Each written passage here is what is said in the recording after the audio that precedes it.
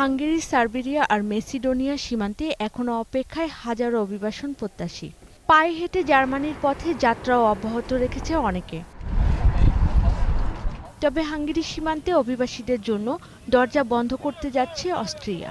বিশেষ ব্যবস্থাপনায় গেল কয়েকদিনে কমপক্ষে ২০,০০০ অভিবাসন প্রত্যাশী সীমান্ত পার হয়ে জার্মানমুখী হয়েছে। মানবিক বিবেচনায় ছাড় দেওয়া হলেও ধাপে ধাপে তা বন্ধের ঘোষণা দিয়েছেন অস্ট্রিয়ার চ্যান্সেলর। অভিবাসন প্রত্যাশীদের জন্য ভালো খবর দিয়েছে জার্মানি। বরাদ্দ করা হচ্ছে ৬০০ কোটি টাকা। আগামীতে অভিবাসীরাই নতুন জার্মানি তৈরি করবে বলে আশা প্রকাশ করেছেন জার্মান চ্যান্সেলর। তবে যাদের নিরাপদ আশ্রয় রয়েছে তাদের ফিরে যাওয়ার অনুরোধ করেন তিনি। আমরা এবছর ৮ লাখ অভিবাসীর বাসস্থান দিতে পারব, তবে প্রতি বছর একই অনুপাতে অভিবাসী আশ্রয় দেওয়া সম্ভব নয়। সেক্ষেত্রে ইউরোপ নীতি পরিবর্তন করতে হবে। কেবল অস্ট্রিয়া, জার্মানি আর সুইডেন অভিবাসী পুনর্বাসনের দেশ নয়।